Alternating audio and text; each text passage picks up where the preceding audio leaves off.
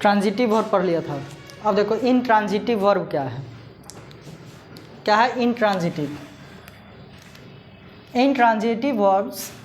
intransitive verbs are the actions that do not have an object to receive that action।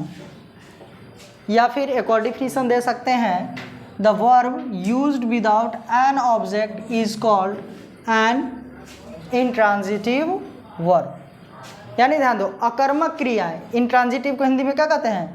अकर्मक। Verb क्रिया हो गया है। अकर्मक क्रियाएं वे क्रियाएं हैं जिनके पास उस क्रिया के प्रभाव को ग्रहण करने के लिए कोई कर्म यानी ऑब्जेक्ट नहीं होता है।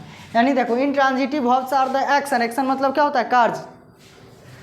तो वह कार्य को ग्रहण करने के लिए कोई ऑब्जेक्ट नहीं होता है, कर्म नहीं होता है, वो क्या कहलाता है? इंट्रांजिटिव यानी अकर्मक क्रिया कहलाती है।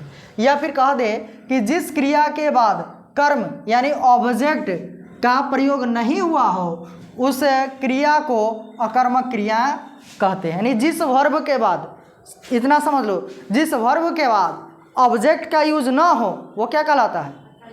अकर्मक क्रिया, यानी इंट्रांजिटिव वर्ब। जैसे देखो आई ईट, ईट के बाद देखो ऑब्जेक्ट आया क्या? तो बताओ इसमें जो वर्ब है ईट ट्रांजिटिव है या इंट्रांजिटिव है? इंट्रांजिटिव होगा ना, वर्ब ऑब्जेक्ट यूज नहीं हुआ है।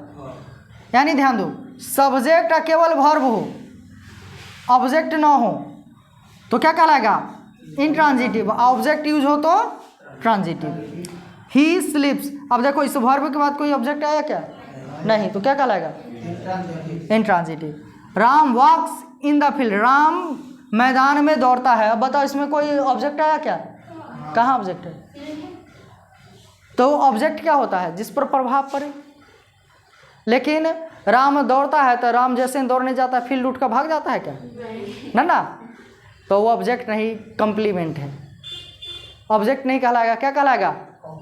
कंप्लीमेंट कहलाएगा। यानी जिस पर प्रभाव न पड़े वो कंप्लीमेंट है, जिस पर प्रभाव पड़े वो ऑब्जेक्ट होता है। जैसे देखो कह दे कि Ram Yeats a mango, Ram आम खाता है, तो आम पर प्रभाव पड़ेगा कि नहीं? खत्म हो जाएगा। तो ये ऑब्जेक्ट है, लेकिन फील्ड पर कोई प्रभाव पड़ेगा? राम फील्ड में दौड़ता है, कोई प्रभाव पड़ेगा? नहीं ना। तो जब प्रभाव ना पड़े वो कंप्लीमेंट है, जिस पर प्रभाव पड़े वो ऑब्जेक्ट होता है। लिखा है ना ट्रांजिटिव पर आए तो। अब ध्यान दो, some special note. Some special notes में देखो वर्ब दो प्रकार के, ऑब्जेक्ट टेकर वर्ब और non object taker verb. Eat, love, help और भी बहुत सारे वर्ब्स हैं जो क्या है? ऑब्जेक्ट टेकर है, मतलब इसके साथ ऑब्जेक्ट का यूज होता है। और इसी को क्या कहा जाता है? ट्रांजिटिव। यानी जिसके बाद ऑब्जेक्ट हो वो क्या कहलाएगा? ट्रांजिटिव। अब ध्यान दो, go, come, sit, sleep, die, walk, get up, ये सब क्या है?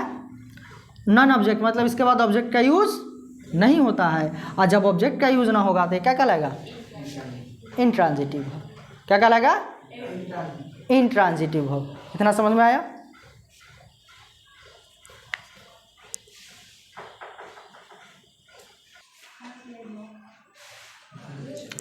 ध्यान दो, इंट्रांजिटिव वर्ब। ये सुनो, अभी क्या बताया? ऑब्जेक्ट टेकर और non object taker. Object taker और नॉन ऑब्जेक्ट टेकर। अब इसमें देखो most verbs can be used in both transitive and intransitive forms. वो अधिकांश जो वर्ब है वो दोनों ही रूप में यूज होता है, ट्रांजिटिव के रूप में भी और इंट्रांजिटिव के रूप में। अब ध्यान दो, ट्रांजिटिव वर्ब वाले सेंटेंस का पैसिव वॉइस बनता है। ट्रांजिटिव वर्ब वाले सेंटेंस जो होगा उसका पैसिव वॉइस बनेगा। जैसे देखो राम